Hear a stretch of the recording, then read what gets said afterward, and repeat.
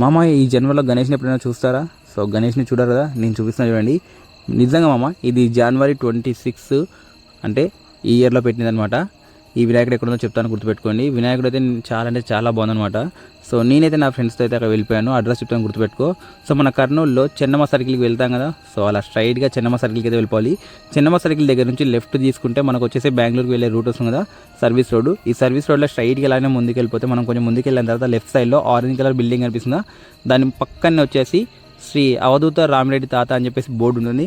ఈ బోర్డు నుంచి స్ట్రైట్గా ముందుకు వెళ్ళిపో, మీకు స్తంభాలకి ఆరెంజ్ కలర్ జెండాలు కనిపిస్తాయి. ఆ జెండాలు గుర్తుపెట్టుకోండి. సో రైట్ సైడ్ తీసుకోవాలి. రైట్ సైడ్ తీసుకొని ఇలానే స్ట్రైట్గా ముందుకు వచ్చేస్తే మనకు వచ్చేసి లెఫ్ట్ సైడ్లో ఒక వాటర్ ట్యాంక్ అయితే కనిపిస్తుంది అనమాట. సో కొంచెం ముందుకెళ్తే వాటర్ ట్యాంక్ కనిపిస్తుంది. ఇది స్పెషల్గా పెట్టిన గణేష్ అనమాట. సో ఎక్కువ రోజులు ఉండదు, ఓన్లీ 5 days అన్నారు. సో రేపు సోమవారం నిమజ్జనం ఉందన్నమాట ఇది. సో వెళ్ళాలని వాళ్ళు మీ ఫ్రెండ్స్తో వెళ్ళండి. లెఫ్ట్ సైడ్లో గుర్తుపెట్టుకొని ఈ వాటర్ ట్యాంక్. ఈ వాటర్ ట్యాంక్ పక్కనే మనకైతే చూస్తుంటే లైట్స్ వేసి గణేష్ మండపం అయితే ఉందన్నమాట. సో ఇదే ఆ మండపము. సో నేనైతే నా ఫ్రెండ్స్తో విజిట్ చేశాను. సో మండపం అయితే చాలా బాగా వేశారు. రెగ్యులర్గా వినాయక చవితికి ఇలా వేస్తారా అలానే వేశారు. సో వాటర్ ట్యాంక్ గుర్తుపెట్టుకోండి, వాటర్ ట్యాంక్ పక్కనే అనమాట.